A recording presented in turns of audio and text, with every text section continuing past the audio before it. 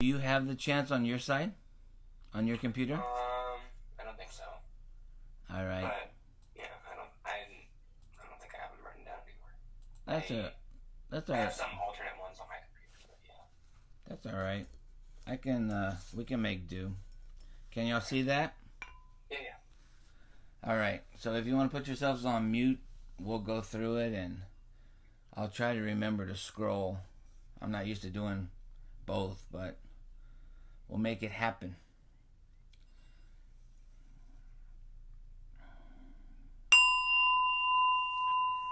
Refuge in the three jewels. I take refuge in the Buddha, the one who shows me the way in this life. I take refuge in the Dharma, the way of understanding and of love. I take refuge in the Sangha, the community that lives in harmony and awareness. Dwelling in the refuge of Buddha, I clearly see the path of light and beauty in the world. Dwelling in the refuge of Dharma, I learn to open many doors on the path of transformation. Dwelling in the refuge of Sangha, shining light that supports me, keeping my practice free from obstruction.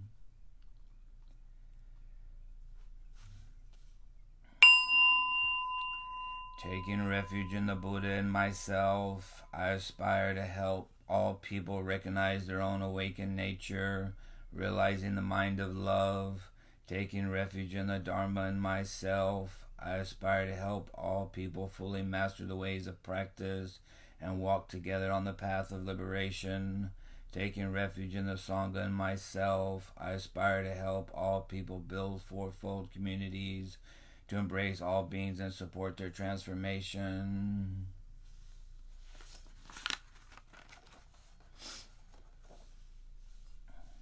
We'll bow to the shrine 3 times.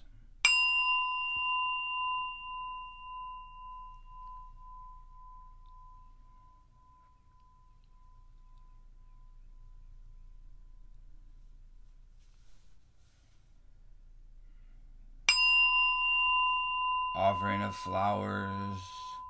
This spread of flowers, fresh hued and fragrant, I offer at the sacred lotus feet of the noble sage, with flowers in great variety, the Buddha I adore, and by this merit may I gain release. Even as these flowers must fade, my body too shall pass away.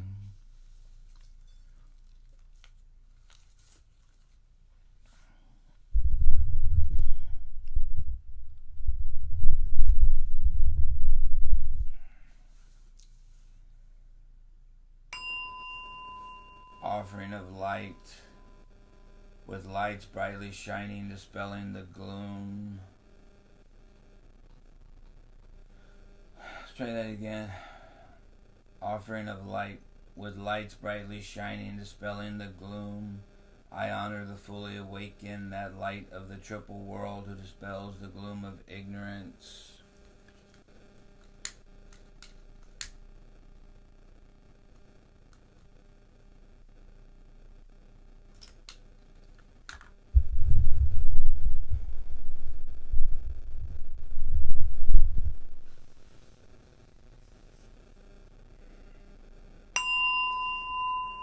Offering of incense.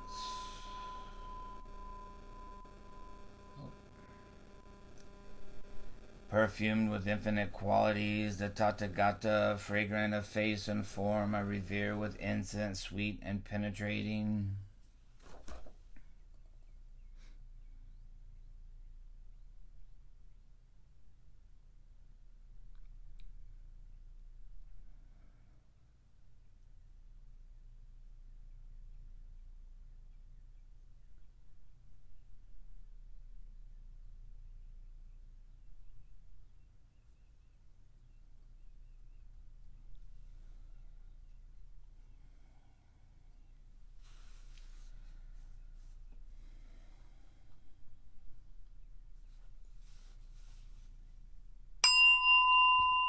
Offering of water. We offer water, symbol of purity, to the Buddhas of all times. May this water both wash away the obscurations of ignorance and sate the thirst of craving and aversion.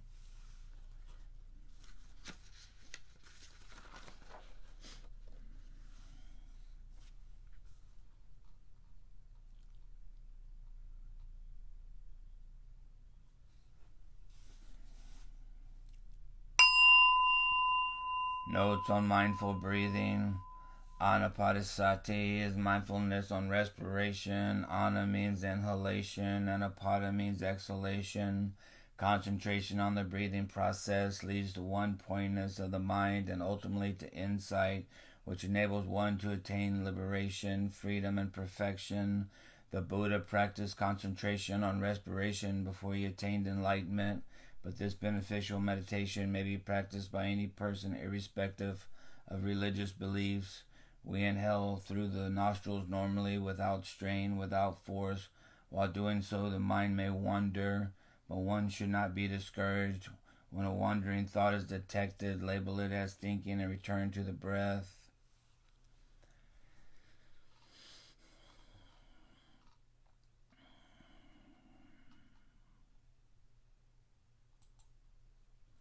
All right. Cool beans. So now we can do a 15-minute meditation, but I wanted to have a little discussion with you before we started. I have some reading to do later in the kind of Dharma talk space, but I was thinking something when I got up this morning, and I'm curious to get kind of y'all's feedback on it. So, the head of the Shambhala organization, Trungpa Rinpoche, Chogyam Trungpa Rinpoche, say that 100 times fast, right? When asked what enlightenment was like, he said something I'll never forget. He said enlightenment was like smelling lit cigarette smoke for the very first time. That sounds like something Chogyam Trungpa would say. That dude's wild. And I thought of it because this morning I was pouring dry dog food into a cup so that I could feed the dogs, and the smell of that earthy, fragrant, dry dog food was almost like the first experience I had this morning. And it took me back to like the first time I ever smelled dry dog food. It has this unique smell to it. Kibble. Kibble? Yeah. Kibble, yeah. So, what, it sounds weird, right? Lit cigarette smoke and the smell of dog food, but how could that be like enlightenment?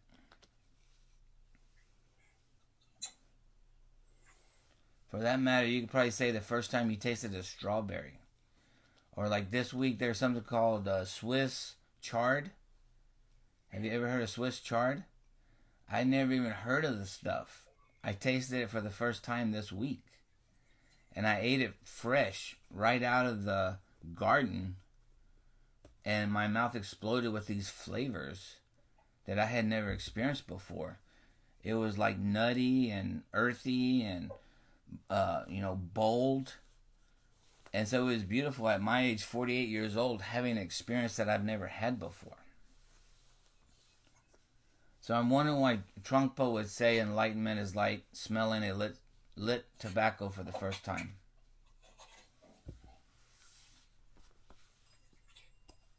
I think there's an aspect of it that's like enlightenment doesn't discriminate between like positive, negative, or neutral experiences, or like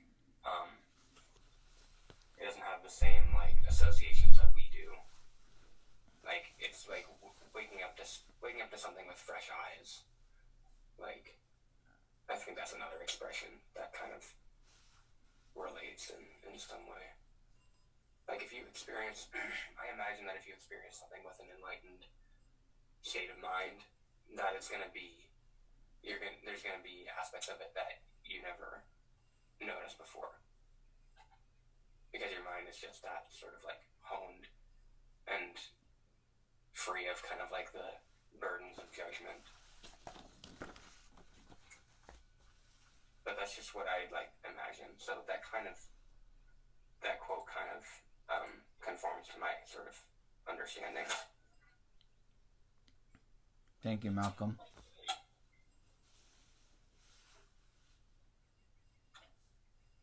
Well, and just with the dual nature of where we live and of this plane and the fact that my experience in association of cigarettes, which are dangerous yet alluring, and that's sometimes how I feel about enlightenment, because it's this thing, like I have a quest to attain it or obtain it, like, or reach it or something, and then there's these moments where you do, and then you fall back to this nature, and it's cruel almost, like, and it's addictive, and you can't stop, and it's unfulfilling, and it doesn't serve any purpose when you're left, in the depths of things. Once you've reached the mountain, and then you're like Sisyphus, your quest rolls all the way back down, and you start all over again. And so it's this kind of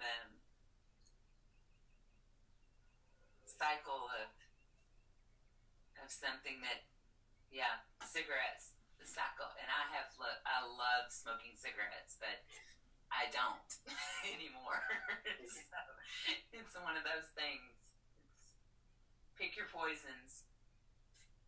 Enlightenment's a poison for some of us. Thank you, Shane. I like how you say that, because it's like you could be in that mind state for just a few minutes, and that few minutes means more than everything you've ever done, but then you have to go right back to your regular life. But that's what's fun about it. You get to almost experience like two realities from it. You get to do your life and then like enlightenment, I guess like the ultimate goal would be to intertwine the two.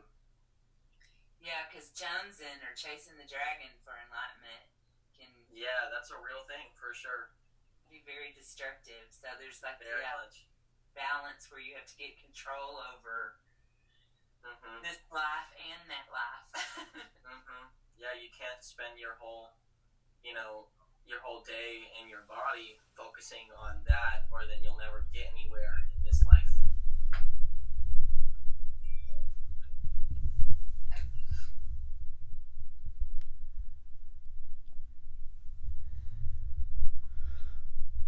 Anybody else? Why is enlightenment like smelling tobacco lit for the first time? Because that shit is lit. It is lit? It's lit. Maybe it's that I don't know. Most people in my family smoke cigarettes, other than like my mom and dad and my immediate family. But I think for them, it's kind of just that, it's that sense of knowing that it's bad for you, but you control it and you still do it anyway, despite the fact that it's bad for you, because it brings you that small amount of gratitude. And I think that for them, being able to control whether or not they get that gratitude is worth more than their longevity, of their health and their life. So I feel like they would, just fall into that cycle, because it's easier. Like, if, it'd be easier to sit in your room and meditate all day than to go out and be a functioning member of society. But not all of us can do that all day. Well, and what you were saying about cigarettes reminds me of one of my a character. One of my favorite lines is she's talking about smoking cigarettes, and she goes, "It's like taking a drag off death, and that excites me." And right, that's a dope line. I want to make sure that I'm understanding the right way, because I don't think I am, but like I think I might. But like, so could it be kind of like bittersweet, kind of like you smell it and it's like you don't like it, but it's an interesting smell that you want to get to know, and but you know that a lot of people say like be careful with that smell, you know what I mean? Like it's not good for you, but like I don't know, but I think like, is that what y'all are saying? Like, am I on the right track? Yeah, I think quote is just kind of up for interpretation. Like, I don't think he's necessarily saying that enlightenment is like smoking a cigarette, but like experiencing enlightenment is sensing, is like perceiving the sensation for the first time. Like, but I do think that there are some parallels with that. Like, have you ever seen that picture of like people like throwing up? Not people, like someone's throwing up into a like a toilet, and like and that's like people waking up, and then somebody holding back the hair, and it's like people who woke up. Is Yeah. that what? I feel like, is that kind of like, because it's like you realize a lot of things during enlightenment, and then you're just like throwing, like you're just like I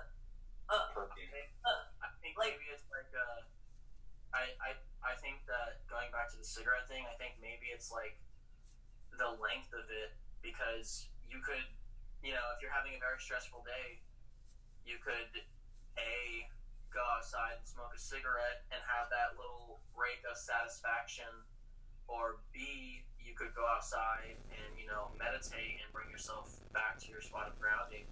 But when you choose to smoke the cigarette, it's like, well, this will help me right now, and that's what I care about more than later.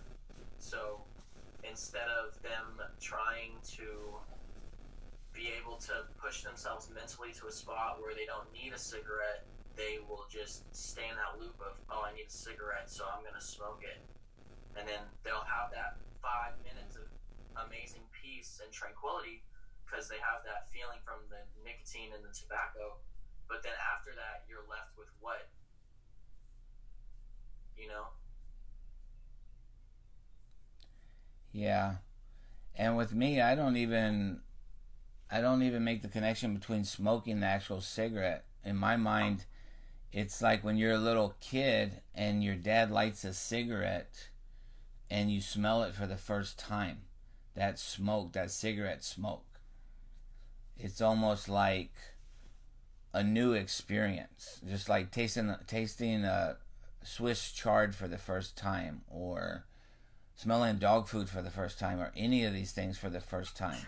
It's like this. New colors. Yeah, this awakened experience, you know, or the first time maybe you got to go somewhere on your own without your parents. Have you seen those videos where like people that are colorblind finally get the colorblind glasses and they can see color for the first time? Mm-hmm. Like, imagine what type of new world they get to live in now. You know what I mean? Mm-hmm. What I think is like kind of interesting about the quote is that like Kylie said, like, yeah, as a kid you don't like really comprehend what a cigarette is or like what it does. You don't have sort of that like burden of judgment and or that societal kind of understanding, that conditioned understanding of what it is and what it does to you. Like, and it could be the same thing with like seeing new colors. So really there is, like, in the enlightened mind, there is no difference between like the sensation of seeing new colors or the sensation of smelling a cigarette or like even waking up. Like, those things are all just kind of like honed to a very fine like perception. Really, just like the innate suchness of whatever that is. What about like when, you know, I'm noticing this in my own.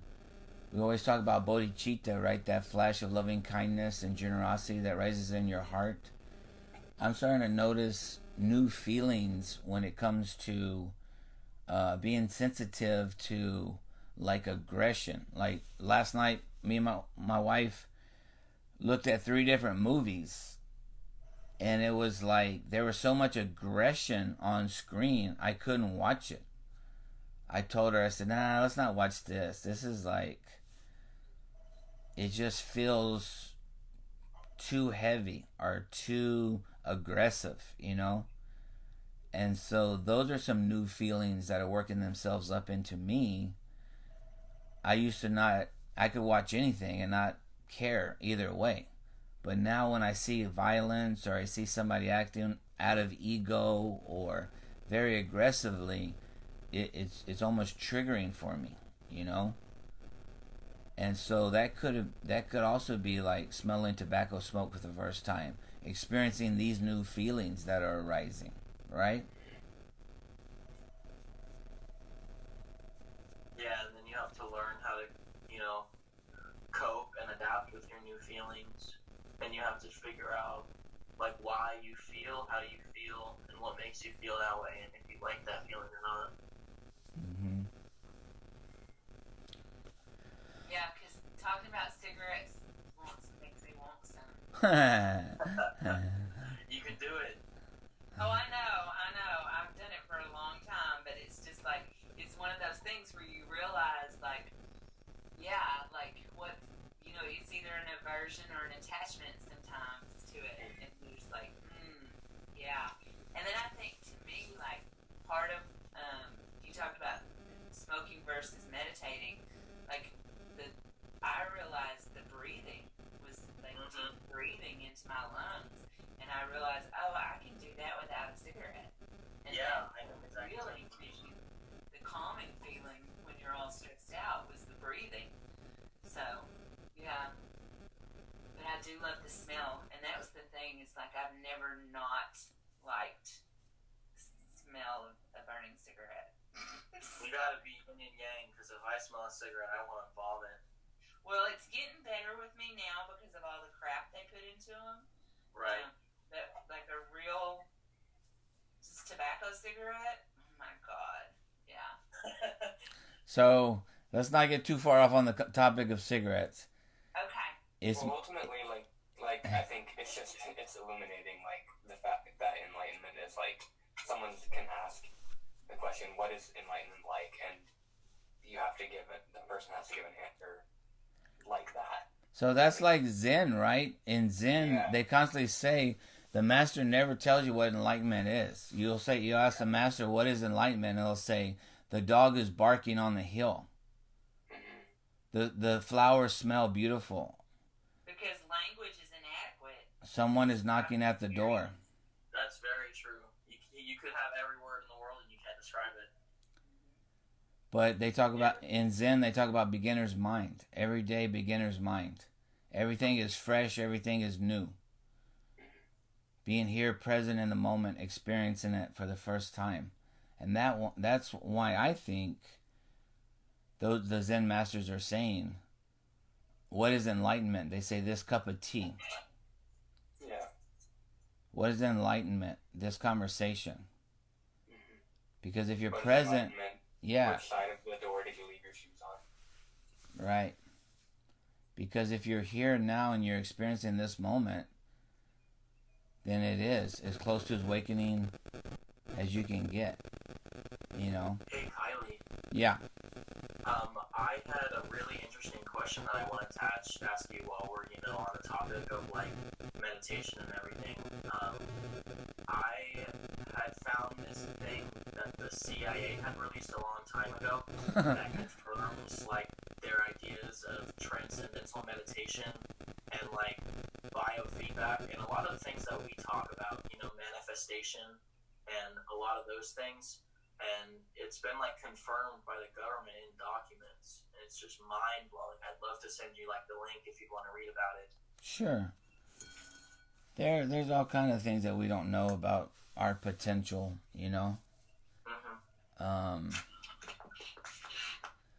But yeah, you can send me that link. I forgot to do the water offering, so I'm going to do that quickly, and then we can do, like, maybe a 10-minute meditation and then come back to our conversation.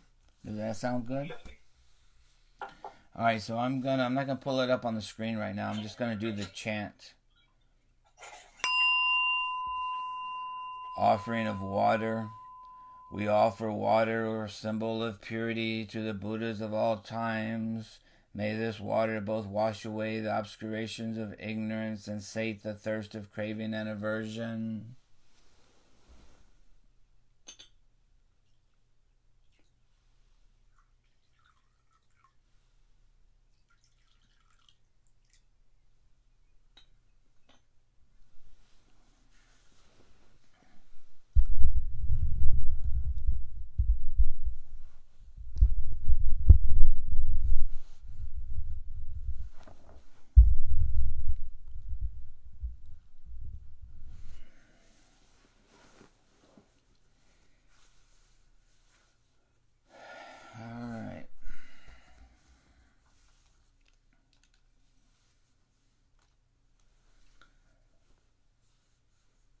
So we'll do 10 minutes, simple Schemata breathing meditation.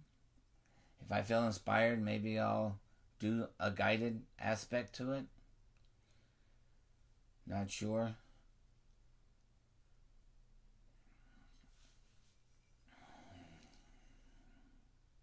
Simply breathing in, breathing out, being in the present moment, being here and now, awakening to this experience. I like what somebody said about the cigarette. It's that craving. As soon as you smoke one, you're satisfied for a little bit, and then suddenly that craving starts coming back, and you're going to be like, you know what can make this moment so much better? A cigarette.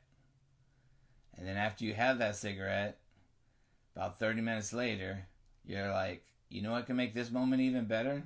Another cigarette. And so to train your mind to be comfortable in this moment without anything, without needing anything, not needing to go anywhere or do anything, might be another aspect of that enlightenment.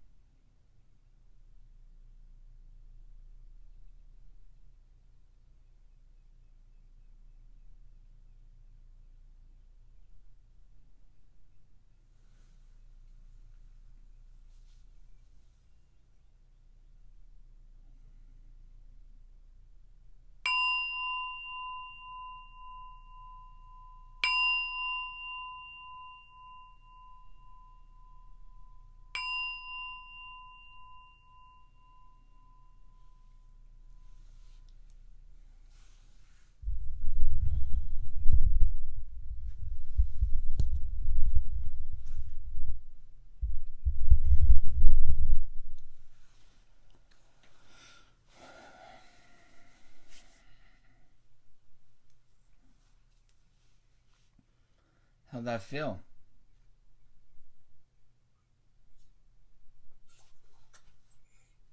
Heady. Heavy? Heady. Heady. Heady. And my head is tingling. Really?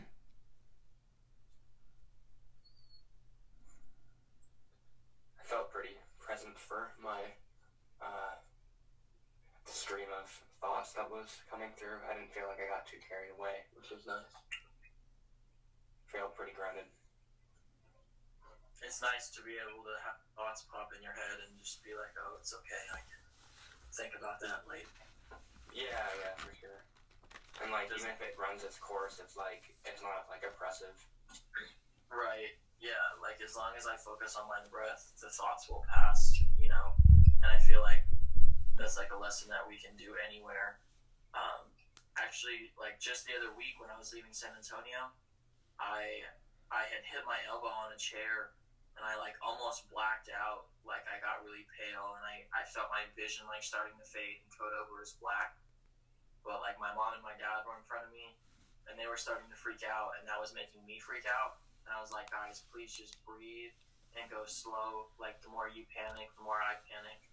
So I just like stayed breathing and like after I got some water in me, I felt better. But like I would have never been able to fight passing out if I didn't have this type of practice. You know what I mean? So it hurt so bad you almost blacked out? Well, it wasn't like the pain. It was such a weird sensation. It was like I hit my elbow like on my funny bone and it was a really hard hit and like my whole arm went numb. It wasn't just a normal funny bone hit where you're like, ah, ha, ha. Like you can't decide whether to laugh or hurt. Like it only hurt and it made my whole arm numb, like tingling. And that sensation like started going through my body. And that's like when I started getting like black spots in my vision. Mm-hmm. So I just like started breathing and it was really freaking me out. But I was able to keep myself calm enough to not like panic and make it worse. So you just had a crazy nerve ending or something?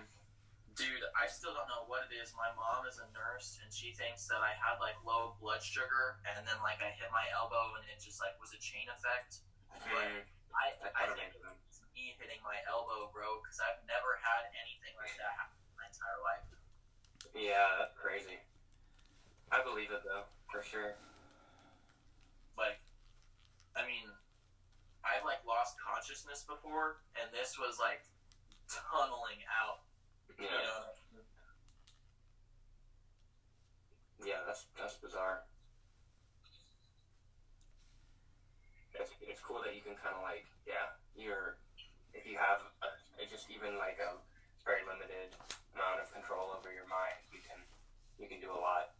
Yeah, all I had to do was breathe, and I kept telling myself, like, you know, like, if I'm meant to die right now, I'll die right now, but if not, then I'll be okay. You know what I mean?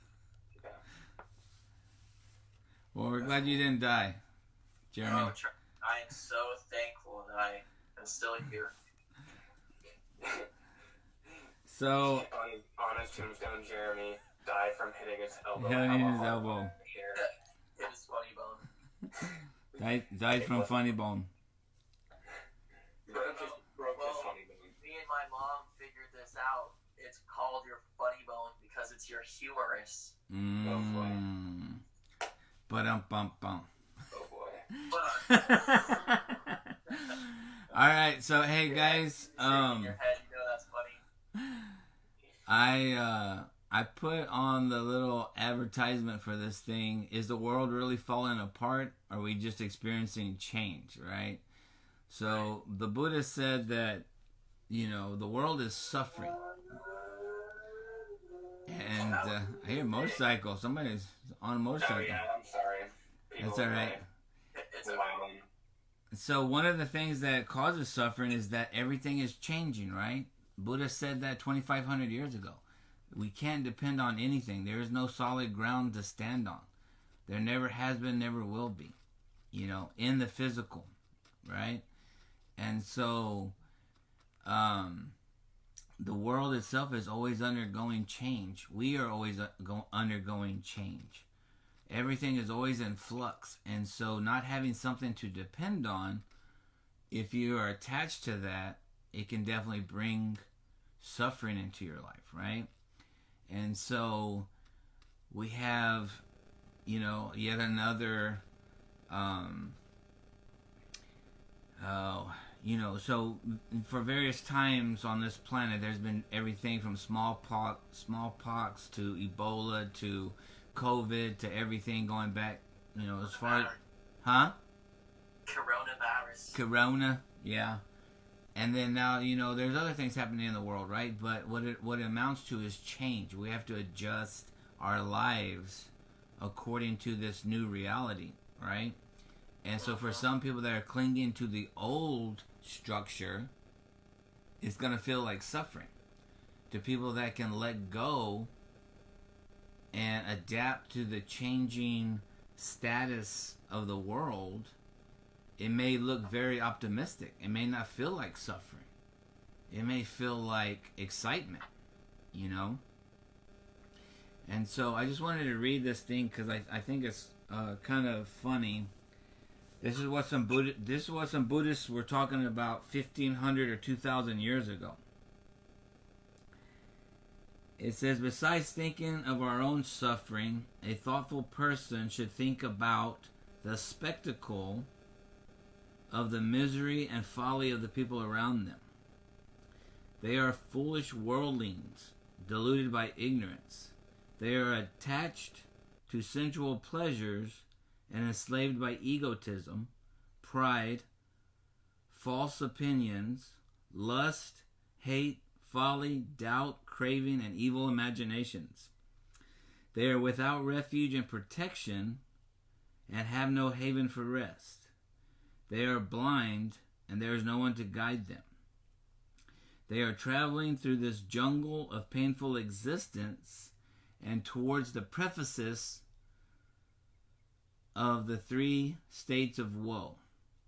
They do not love virtue and duty and are ungrateful to their parents and spiritual teachers. They are addicted to violence, strife, falsehood, and cunning. Their sins are many, and they suffer from dire diseases and famines. The true religion is rejected, and false creeds arise and flourish. The world is groaning under the 5 dreaded calamities of the degenerative age. The duration of life is decreasing.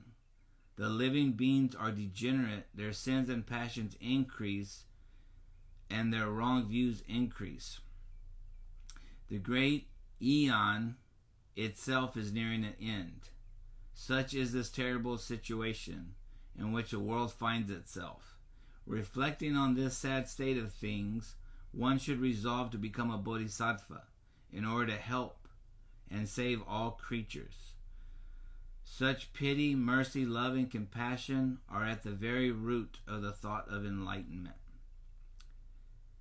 A bodhisattva produces this thought in himself or herself for his own good and for the welfare and liberation of all beings.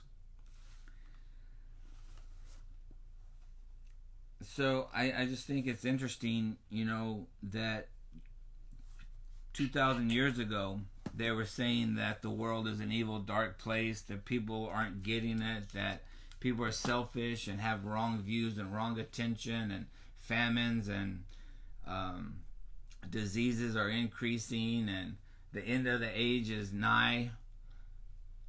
And we showed him wrong. Yeah. What comes up? up? What? At the beginning, it reminded me of a phrase that you've used in the past that I use all the time now: an empty boat. A lot of people are really just empty boats out here.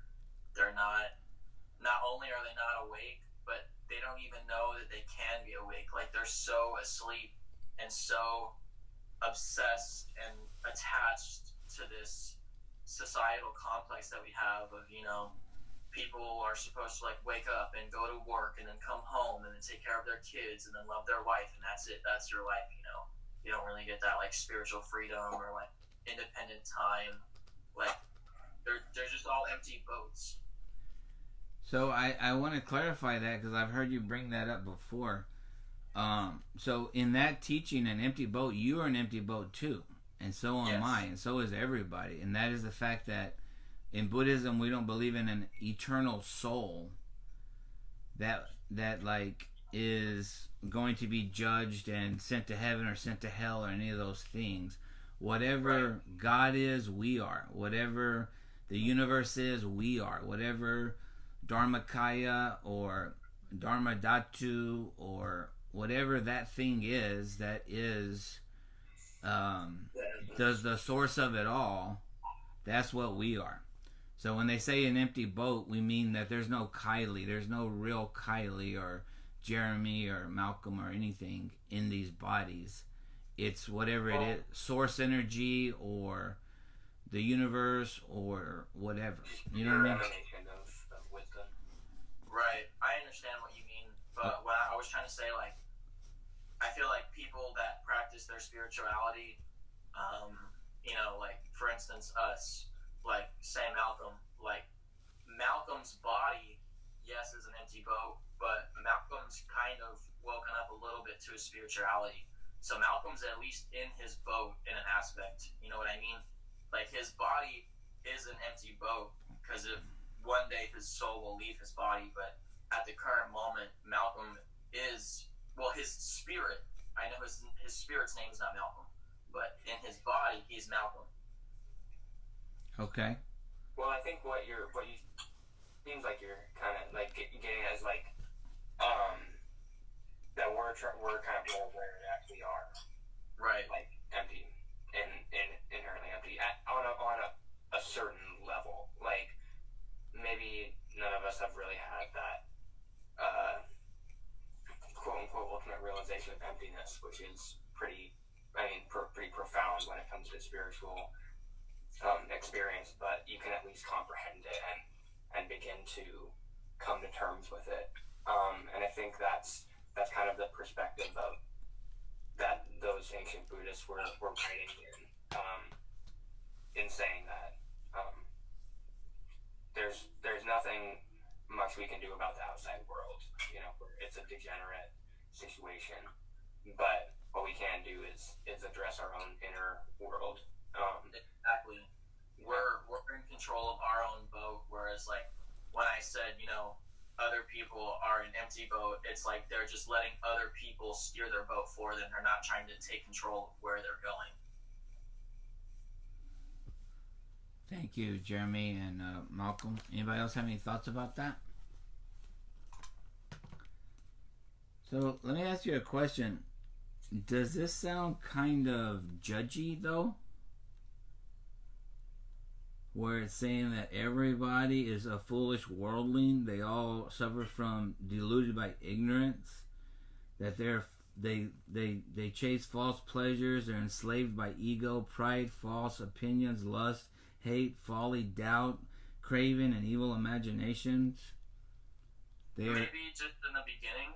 They're addicted to violence, strife, falsehood, cunning. Their sins are many. Does that sound kind of judgy? For a Buddhist text? Buddhism is an organized patriarchal religion, just like Christianity and Islam too. So. Harsh. I can dig it. Thank you, Shane. Maybe when he says that, maybe he means, you know, humans start off that way, because we all start off not awake, you know. No one's just born enlightened, at least as far as I know. Everyone has to get there and work for it. So maybe he's saying, like, everyone has these things in their life. We just have to learn how to control them, or people that... Is that everybody's goal? You're right, yeah. Like, people don't always have the same goal. Maybe someone doesn't even want to reach a spiritual enlightenment or any type of, you know, self-realizations. Maybe they're really... and maybe they really enjoy the you know, world that they live in their head. So I had an experience one time where this woman decided to tell me all of these past lives that she saw of me, And in one, like her, the thing that she said that she focused on, that there was one time that when ships were going out, like for the first time, talking about the first smell of the cigarette, and like they were whalers, and they were going out like constantly. That was like all the time happening, and that I kept no lessons. As soon as I would die, I would immediately come back in the body of a boy just to get on a ship, and I would get on a ship as soon as I possibly could just to go out on the oceans, and then I would die usually really young because I would do everything like climb or whatever, and I would immediately incarnate back into a boy to come back and to get on the ships during this time over and over and over again. And I will tell you, when I get on a boat or in an ocean or anything, the first thing I do is go to the very front, like where the figurehead would be, and just like it is crazy how I feel. And that the first time like orcas ever came and like were swimming with our boat, it was everything I could do not to throw myself into the water, because I felt like if I threw myself into the water that I could swim like an orca. And I was a grown woman, and I was holding on to the rail to keep me from flinging myself off the boat, because I was in such connection with that. So I don't think that we all come back to gain enlightenment every time. I think that this earth is our pleasure ship. This is our vacation land. Like this is for us to have new experiences. And so, yeah, it's not the goal of everybody to get out of the vacation. I think it's the goal of some people to figure out how to make it a vacation again. Yeah, it just depends on what you come to terms with. How you come to terms with it. So like the Buddhist goal is to get off of that will of rebirth, because their view of the world that is this is suffering. But from what you've said, some people have chose to look at this incarnation as a vacation. Or learning. Like, or school. I mean, sometimes, yeah, I mean, or experiences. Like, she was telling me that this was, and I mean, I listened to her. I don't know if I believe her, but like, there was something in my life that I experienced that lined up with what this woman was saying, or that I could make it. But I mean, I don't know.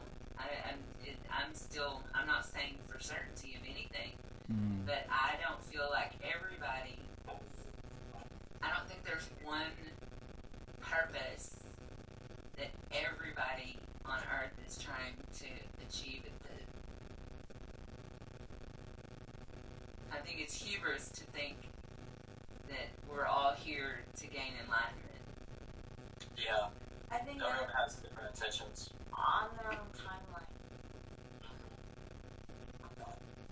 Like some people are further than others, and other people haven't even gotten there, and so it's just not their time yet because they haven't like gotten the opportunity to experience it yet. And it's Guys, I'm maybe, not saying. it's I'm not maybe saying that. this is Sorry, you go. early. Maybe it's this kind of experience that we're having is like what infants have, to realize, oh, we are conscious creators. And then like our more advanced human life is to learn how to enjoy this here and not think of it as suffering. I never. Such a change. I'm not saying the FBI is listening to us, but like 2 minutes ago, my phone said it was overheating, and my phone's not hot at all. So it kicked me off from the Zoom call while we were talking about past lives. If the FBI, You know what, Jeremy? Now that you say that, I have 7%. 7 is my though, right? if the FBI is listening to this, they are some bored son of a guns. serious. So let me ask you, if you were following a spiritual leader and he walked up to the pulpit, let's say, or sat in front of your class, and he said, The living beings here are degenerates. Their sins and passions increase, and they all hold wrong views. This eon itself is nearing its end. We are in a terrible situation in which the world finds itself. Reflecting on this sad state of things, one should blah, blah, blah, blah. What kind of message does that send out for like a leader to say that? What kind of attitude? Huh? The hate message. It's a hate message? Kind of seems like the writer of the message has no hope for the future. You know, like he's given up on even considering that there could be a change.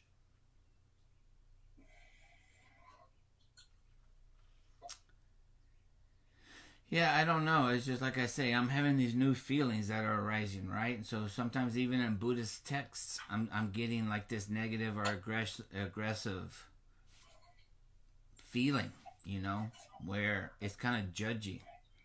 Once again, like Shane said, you know, what did you say about all the religions?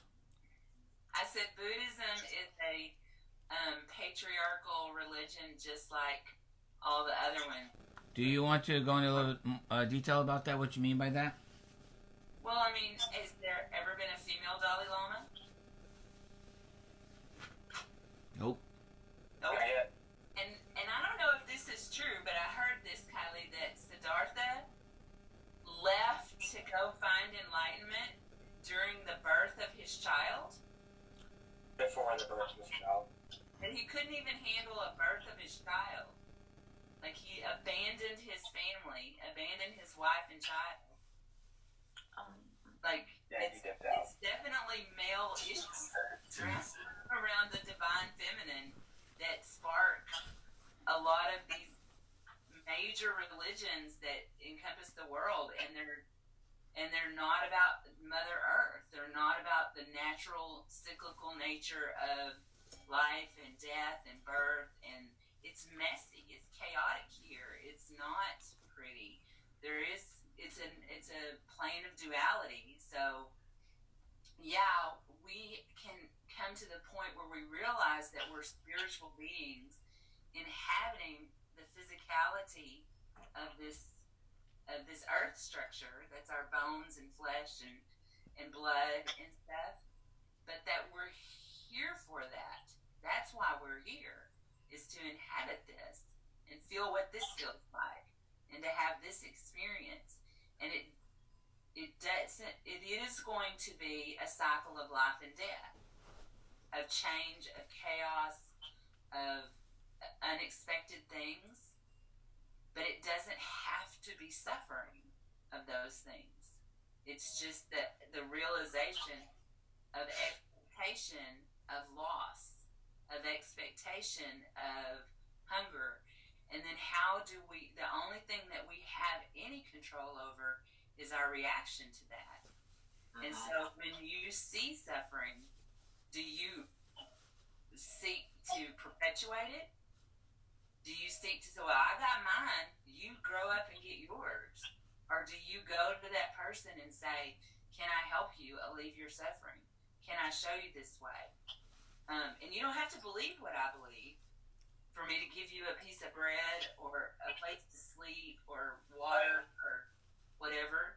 Like, I want to help you on your way so that you realize that it's not all horror. And I dang sure don't want to drop bombs on you.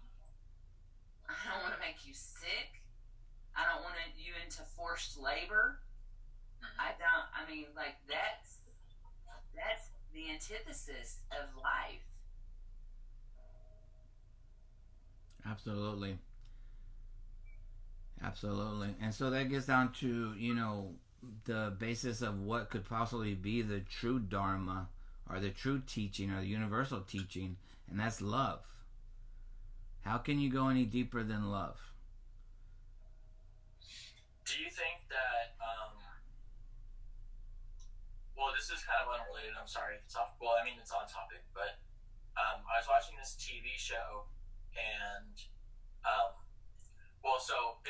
obviously, it's a TV show, fake stuff happens, obviously, but the show it's Naruto, and there's this part where these monks have to fight off these intruders because the intruders are trying to steal their most valuable possession in their spirit, like in their culture, and they want to use that possession for bad and to hurt the world and to take control of the world. But there's this part where it really comes to the line of everything the monks represent being wiped out if they don't engage in this violence. So they have to fight these intruders, and there comes a part where obviously it's like a cartoon TV show, so there's this part where one manifests, like the leader of everyone manifests the Buddha himself, and he has 8 arms that sit down. So the 8 arms of the Buddha are fighting off all these intruders, but it's only to protect the world and protect their literal beliefs and way of life. And my question here is, do you think that if the Buddha was ever cornered into a situation like that he would stand and fight, or do you think that he would always choose peace and non-aggression? I hope you're asking everyone. Yeah. So when you were talking about the 8 arms, I was thinking of Kali, and I don't know but I don't know the stories of Buddha that much, but I think Kali is a Hindu goddess. And as you were talking about, I'm not familiar with that, but I actually just watched the last Airbender, Avatar, the last Airbender. I just finished that the other day. It's so good. Yeah, and see what Aang does at the end. So there was a history of the avatars battling, right? And then it got to a point where the enemy would die of not a direct relationship through the avatar, right? But some subsequent thing. And then ultimately what Aang achieved was being able to take all of that fire, right, or whatever, up on himself and transmute it into right. life. Right. So I like what they said in that. The words he said, it was before there were elements, we used to bend our own energy inside of ourselves, and the hardest thing in the world is to bend another's energy to be in line with yours, because you can't make someone believe what you believe. You can only try to show them. Mm-hmm. And so that's an interesting question, and I think it depends on who is embodying the Buddha at that point, and because this is a world of duality, right? And there are boundaries. Right. And because in the past avatars' lives, some of them did kill in order to protect the world, but Aang was so against it. He's like, I can't take the life of anything, not even of a fly. How could I take it of a person who I know, and at this point, that person is his friend's dad, and his whole life leads up to this moment. I didn't even think about, him not having to, when I first asked the question about the aggression, I should have already thought of that. That was a great example that you had given me, because you're right. I think it's interesting that Aang didn't get all his teachings. Yeah, I think that he was the youngest avatar to ever have to do anything. He was handed the shortest end of the stick. He had no teacher to teach him. He really just had to find his own way and believe in himself. And through that, he was able to do it. And not only was he not compromising his own beliefs about, I can defeat this person without killing them, he was set on that, and he did it. He was at the moment of truth where he had everything, and he could have moved a finger and the dude would have been dead. But he took it away. He let him live. Yeah, and I think that's the key to it, is that if we continue to follow what people have done in the past, we can never do it a different way. That's good.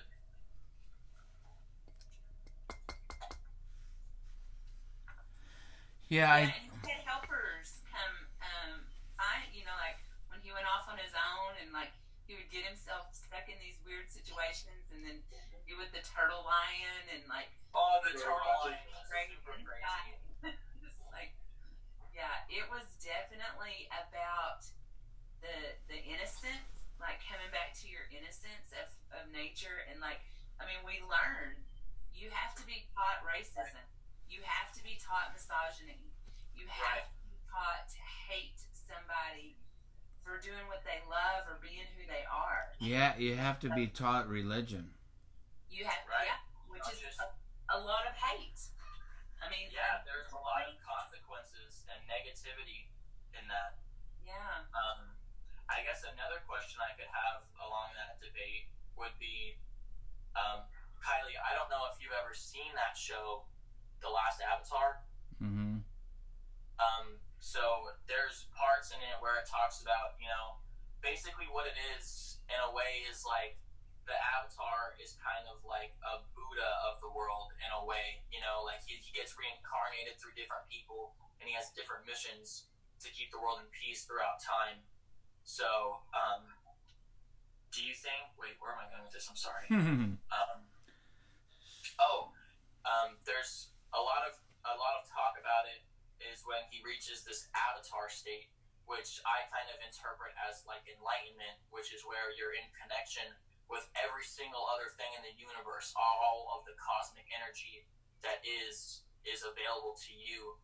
And I know I don't know. I'm trying to ask, have you ever heard of like, people becoming enlightened or being in a state of enlightenment and, things happening around them or to them, like altering the kind of fabric of like their reality or something. Right, like if they're in like the enlightened state, like who's to say they couldn't make like this book move from here to here? You know what I mean? Yeah. I was just wondering if you've ever. So there's tons and tons and tons along the lines of like, what is achievable during the state of enlightenment. So you might want to look up Mahasiddhas, especially in the. How do I spell that? So it's MAHASIDDHI.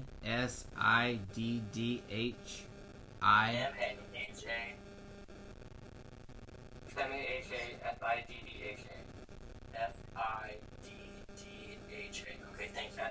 Yeah, S-I. So if you look in the Tibetan tradition, there's probably like 74 Mahasiddhas, or there's some 87 Mahasiddhas, or some number like that. And these are people that have attained like ultimate enlightenment, but they've stayed in the body to help others. And what's strange is, and what I always find fascinating is, the people, even in the Tibetan tradition, once they're enlightened, they give up the religion. In other words, if they were all vegetarians, once they reach enlightenment, they start eating meat. And there's Mahasiddhas that get married and have kids when they were celibate. And their teachings are not according to tradition. It's almost like crazy wisdom. They get right to the truth of the matter without focusing on tradition. And so they're so illuminated that they don't even fit into their religion anymore. Drinking alcohol, and this is not to excuse any type of anything, but it's actually like a teaching. Like if a monk will go find a Mahasiddha and the monk is caught up in their religion and they have so much they're writing so much writing on what this master says, and the master pulls out a bottle of scotch and fixes a drink and takes a big drink, and then his wife and kids come in, and he's like, yeah, we're gonna have this guy for our guest tonight. Cook up some meat. Let's barbecue tonight.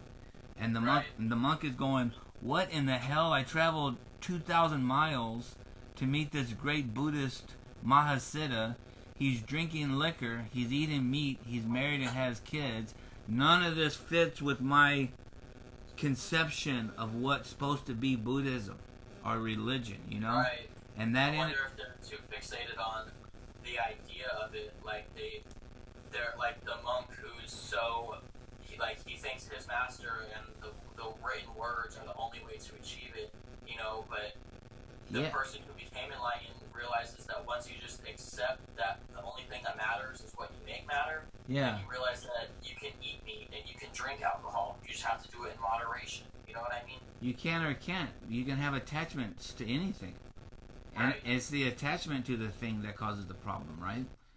I don't know who it was. I think it was Naropa that he went through all these trials and tribulations to become enlightenment, and he finally became enlightenment when his teacher took off his sandal and slapped him in the face. He went, all these books, all these learning, a scholar, been to all these universities, and finally found enlightenment by a sandal slap in the face, Yep. But he wouldn't have been at that point had he not done those things. True, that was a journey.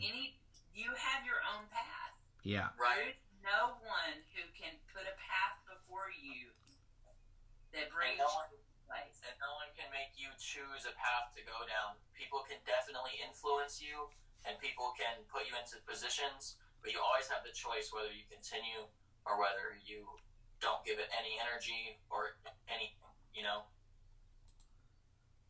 Absolutely. And just going back to the Avatar, The Last Airbender, the next Avatar could never recreate Aang's experience to enlightenment. Oh, definitely. Never. Because everybody's on their own path. Avatar. Or imagine having to be the Avatar that precedes Aang and being like, well, he did all that, and I'm the Avatar, what do I do? Yeah, there's definitely an unrealistic, if you watch the next series, there's definitely an unrealistic expectation set forth for Korra, compared to Aang's legacy. It's really... No, it isn't. You get to go on your own path. Well, yeah, exactly, but she doesn't realize that at first. Wait, they already know who the next Avatar after Aang is? Hey guys, so let's go ahead and do our chanting. And then maybe... I don't even watch the Avatar, so... Yeah, there's a whole other series. So good. Alright guys. Can y'all see the screen? Yes? Yes. Yes, sir. Alright, let's do our chanting and close it out.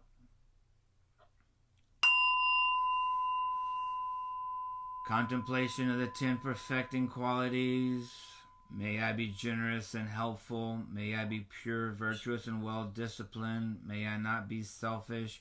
May I be strenuous, energetic, and persevering. May I be patient. May I be able to bear and forbear the wrong of others. May I be honest and truthful. May I be firm and resolute. May I be kind, compassionate, and friendly. May I be humble, calm, quiet, unruffled, and serene.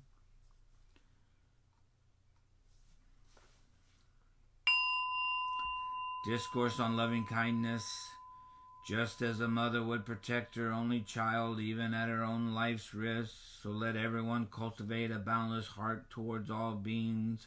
Let our hearts of boundless love pervade the whole world, so that all beings without exception might be happy.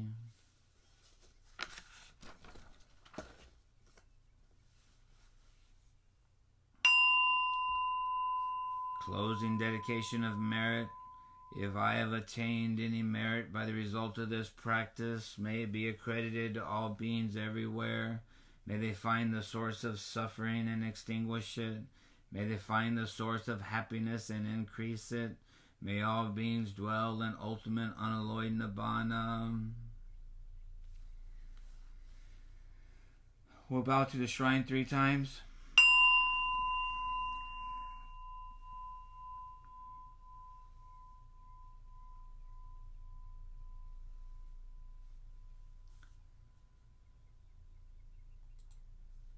And we'll bow to our Sangha brothers and sisters with smiles of gratitude.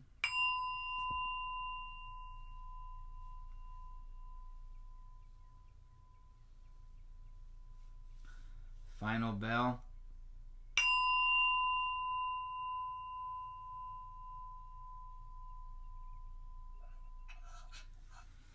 All right, guys. Woke house. Woke house. All right, I love you. Sorry, I hijacked that into cinema.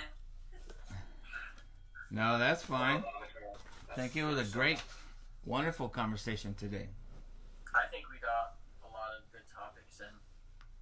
I think so too. But seriously, guys, if you have not watched the Avatar, it's not just a cartoon. There are so many good subliminal messages about the universe in that show. It's called The Last Avatar? It's called Avatar, The Last Airbender. It's on Netflix. Yeah. It's a cartoon. Yeah, it's anime or something, right? Yeah, that's correct.